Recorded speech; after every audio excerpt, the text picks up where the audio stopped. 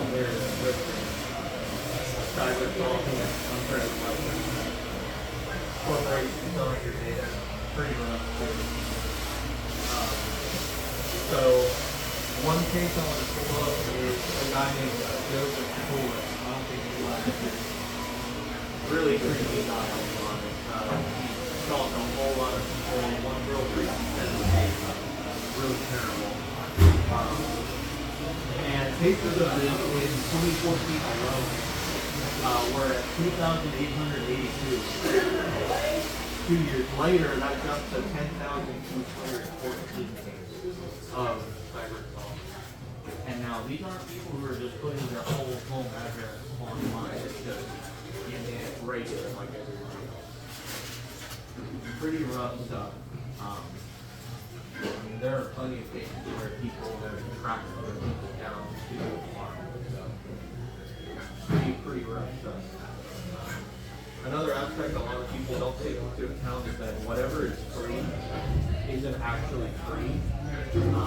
Meaning Snapchat, Instagram, whatever, you download it for free, but then they harvest your data and sell it to other people.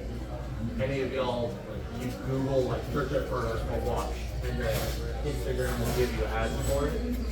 Yeah, it literally just happened from that's because Google will sell your data to Instagram for Instagram to try and get you to buy those things.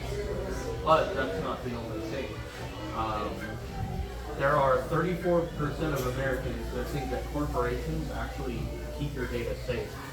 And that's, here you go. Yeah. But that's people who think that they're doing a good job. Only 34%. Which means 2/3 of people think that they aren't, which is true. Your data gets breached all the time. Anybody here use Twitter person? No? That's the one where you send off some saliva and they give you your ancestry. Well, that company is bought out and your genetic sequence is sold to the highest bidder. It's really weird. Yeah. So yeah, it's pretty rough. Back to the cyber stalking, unfortunately. So, has anybody here heard of Christianity? No. That was a person who was diagnosed with autism.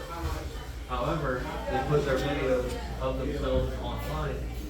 People found them and then just started harassing them until eventually, pretty recently, they ended up going to jail for a couple of crimes that they were goaded into. Again, not in a good way.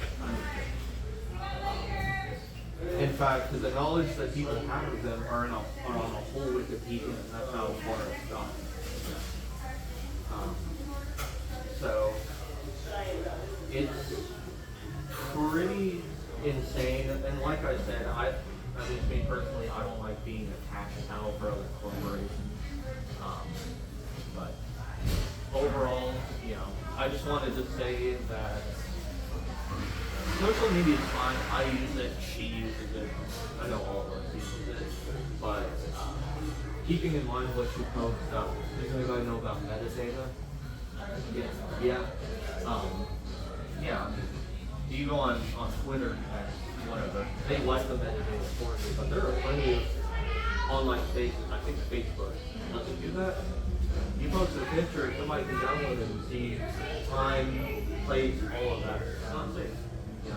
I don't feel safe doing that. I'm sure neither do y'all do either. So, yeah. Overall, I just wanted to say, obviously, social media is fine, but keep in mind what you put out there. You can never take it back, and you never know who is out there watching it. Stay safe. I'm going to get for a little bit.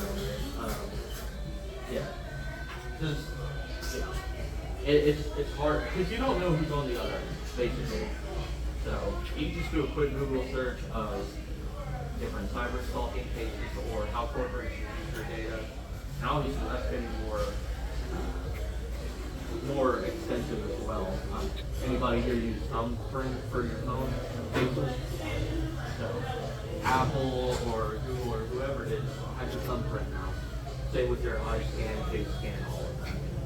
So, just keeping in mind what data you put out there, what pictures, videos, even if it's for if somebody can see that.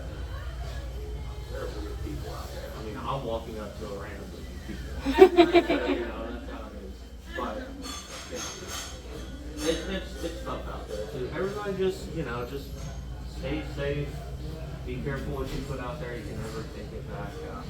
I really appreciate you guys doing this. Genuinely, thank you.